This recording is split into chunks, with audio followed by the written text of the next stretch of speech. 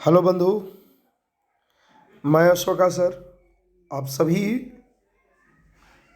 छात्र एवं छात्राओं को अशोका इंस्टीट्यूट हमारे यूट्यूब चैनल पर स्वागत करता हूँ।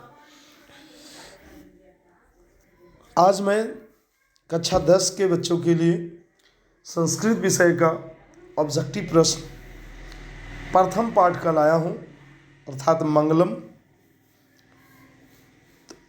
इम्पॉर्टेंट प्रश्न। वीडियो को देखेंगे, समझेंगे और लाइक करेंगे, चैनल को सब्सक्राइब करेंगे, अपने दोस्तों के बीच में अवश्य शेयर करें। तो स्टार्ट करता हूँ। मंगलम पाठ कहाँ से संकलित है, मतलब मंगलम पाठ कहाँ से लिया गया है? वेद से, पुराण से, उपनिषद से, वेदांग से। तो मैं आप लोग को बता दूं कि मंगलम पाठ उपनिषद से संकलित है। एक प्रश्न का उत्तर सी। महान से भी महान क्या है? तो महान से महान आत्मा है, यानी प्रश्न संख्या 2 का उत्तर होगा ए। मंगलम पाठ के रचनाकार कौन है? मंगलम पाठ के रचनाकार चूँकि उपनिषद से है और उपनिषद वेद व्यास के द्वारा रचित है, तो मंगलम पाठ के रचनाकार वेद व्यास, उत्तर डी।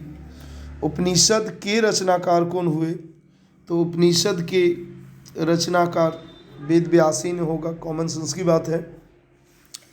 उपनिषद किसका अंतिम भाग है? तो वैदिक साहित्य का अंतिम भाग है। वैदिक काल में जब वेद, पुराण, वेदांग वगैरह ये सब लिखा जा रहा था ग्रंथ, तो सबसे अंतिम में वैदिक साहित्य में उपनिषद ही लिखा गया था। नेक्स्ट, मंगलम पाठ में किस प्रकार के मंत्र हैं? पदात्मक है, गद्यात्मक है, संकलनात्मक है, तो नटात्मक है, तो पदात्मक है, पद के रूप में, श्लोक के रूप में है। ओके। नेक्स्ट, उपनिषद किसका सिद्धांत प्रकट करता है? तो दर्शन का सिद्धांत प्रकट करता है, यानी उत्तर 7 का बी होगा। तो 1 का उत्तर क्या होगा? सी होगा, 2 का ए होगा, 3 का डी होगा, 4 का सी होगा, 5 का सी होगा, 6 का ए होगा और 7 का बी होगा। नेक्स्ट हम लोग प्रश्न की ओर चलते हैं। तो नेक्स्ट प्रश्न,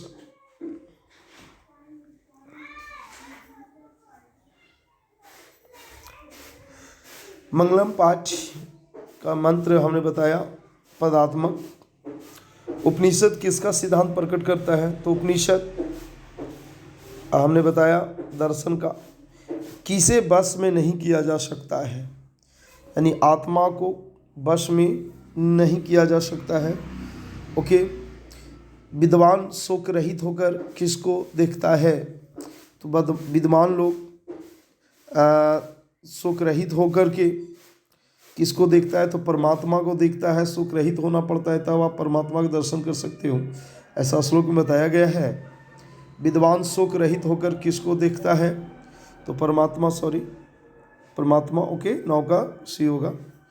सत्य से किसका रास्ता प्रशस्त होता है? तो सत्य से ही देवलोक को प्राप्ति किया जाता है। देवलोक तक पहुंचने का एकमात्र मार्ग है सत्य का मार्ग। यह संपूर्ण संसार किसके द्वारा अनुशासित है? तो आत्मा के द्वारा, परमात्मा के द्वारा अनुशासित है, यानी 11वां प्रश्न का उत्तर बी। वेदाहम एन्तम पुरुषम महांतम विद्यते अन्याय मंत्र किस उपनिषद से लिया गया है? तो मैं आप लोग को बता दूं कि मंगलम पाठ में 5 श्लोके हैं जो 4 उपनिषद से लिया गया है। ओके ना। तो वेदाह अमहेंतम पुरुषम महांतम, ये जो श्लोक है कहाँ से है? तो श्वेतार उपनिषद से है। 12 का उत्तर होगा बी। नेक्स्ट प्रश्न की ओर हम लोग चलते हैं। नेक्स्ट प्रश्न, ओके। अनोर्नियान महतो मह्यान आत्मनः मंत्र मतलब किस उपनिषद से संग्रहित है? तो आप लोग बता दूं कि आत्मा के बारे में कठोपनिषद में बताया गया है कि आत्मा छोटा से छोटा, महान से महान इसका स्वरूप होता है ना, जो जीव जंतुओं के हृदय रूपी गुफा में रहता है, बंद रहता है, निवास करता है। किसकी महिमा का गायन हुआ है? विद्वान का, आत्मा का, समुद्र का, परमात्मा का? किसकी महिमा का गुणगान हुआ है? तो परमात्मा के। 14वां प्रश्न का उत्तर डी। सबसे बड़ा खजाना क्या है? सबसे बड़ा खजाना धन है, विद्या है, स्वर्ण है, सत्य है। तो सबसे बड़ा खजाना सत्य ही होता है। 15वां का उत्तर होगा डी। ईश्वर क्या है? धन है, सत्य है, समुद्र है, असत्य है। तो ईश्वर, सत्य ही ईश्वर है। ओके। 16वां प्रश्न का उत्तर होगा बी। ईशावास्य उपनिषद में किसके विषय में कहा गया है? ईशावास्य उपनिषद में किसके विषय में कहा गया है? आत्मा के विषय में, परमात्मा के विषय में, मानव के विषय में, कि सत्य के विषय में? तो सत्य के विषय में कहा गया है ईशावास्य उपनिषद में। कठोपनिषद में किसके बारे में कहा गया है? परमात्मा के बारे में, मोक्ष के बारे में, माया मोह के बारे में, कि धन के बारे में? तो मोक्ष के बारे में कहा गया है। ओके, या आत्मा के बारे में कहा गया है। नेक्स्ट, श्वेतरोपनिषद में किसके बारे में कहा गया है? तो परमात्मा के बारे में वो बताया गया है। ओके, 19वां प्रश्न का उत्तर ये होगा। नेक्स्ट प्रश्न की ओर चलते हैं हम लोग। तो नेक्स्ट प्रश्न क्या कहता है? श्वेता किसके बारे में बताया? किसके प्रभाव से विद्वान शोक रहित हो जाता है? धन, मन, इंद्रियां, जन? किसके प्रभाव से? तो इंद्रियां के प्रभाव से। 20 का उत्तर होगा सी।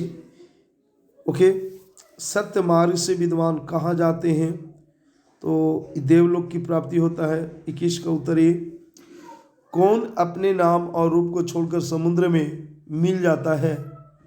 तो कौन अपने नाम को छोड़ करके समुद्र में मिल जाता है? तो नदियाँ। 22वां प्रश्न का उत्तर हो सी। साधक किसको पार करते हैं? मृत्यु को, अमरता को, सत्य को, जीवन को? साधक, ओके, किसको पार करता है? तो मृत्यु लोक को। यानी प्रश्न 23 का उत्तर ए। सत्य धर्म के लिए किसको हटा दे?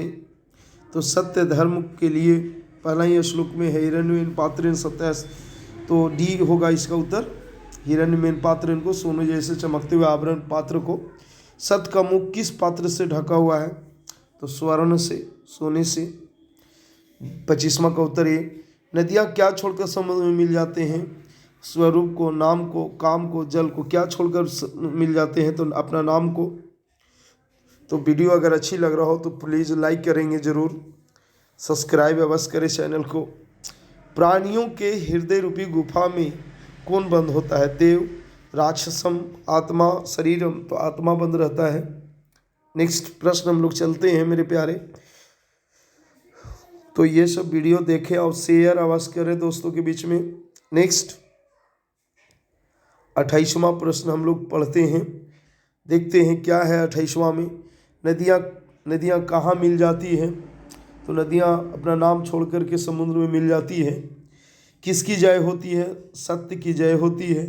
किसका मुख सोने के पात्र से बंद है? तो सत्य का मुख। ओके, ब्राह्मण का मुख किससे ढका हुआ है? सोने से ढका हुआ है। 31वां प्रश्न का उत्तर सी। नेक्स्ट, विद्वान अपना नाम छोड़कर किस में मिल जाते हैं? तो परमात्मा में मिल जाते हैं। 32 का उत्तर सी होगा। ऋषि लोग देवलोक की प्राप्ति के लिए किसको अपनाते हैं? सत्य मार्ग को अपनाते हैं। ओके, 33वां प्रश्न का उत्तर बी। हिरण्यमेन पात्र ने सत्य धर्मा दृष्टि उपनिषद कहाँ से लिया गया है? तो ईशावास्य उपनिषद से लिया गया है। यानी प्रश्न संख्या 34 का उत्तर होगा सी। नेक्स्ट हम लोग पढ़ते हैं, उपनिषद के अंतिम भाग में किसका सिद्धांत है? तो उपनिषद के अंतिम भाग में दर्शन शास्त्र का सिद्धांत है। 35वां का उत्तर होगा ए। आदित्य का पर्यायवाची क्या होगा? आदित्य सूर्य का पर्यायवाची होता है। ओके, 36वां का उत्तर सी। किसकी गुफा में आत्मा निहित है? जीवों के शरीर रूपी गुफा में। ओके, 37वां प्रश्न का उत्तर सी। मंगलम पाठ में कुल कितने मंत्र हैं?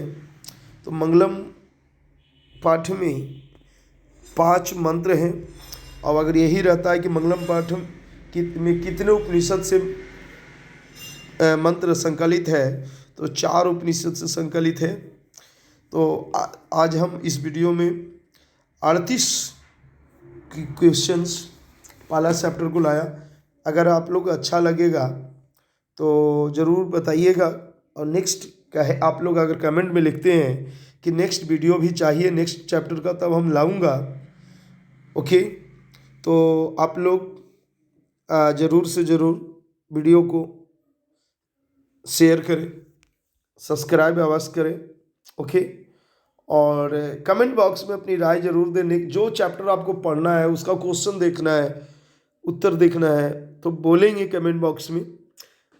ओके, तो नेक्स्ट प्रश्न रे बाबू और सोना चांदी हम आते हैं, नहीं नेक्स्ट वीडियो में हम आते हैं जल्द ही। ओके, तो बाय बाय।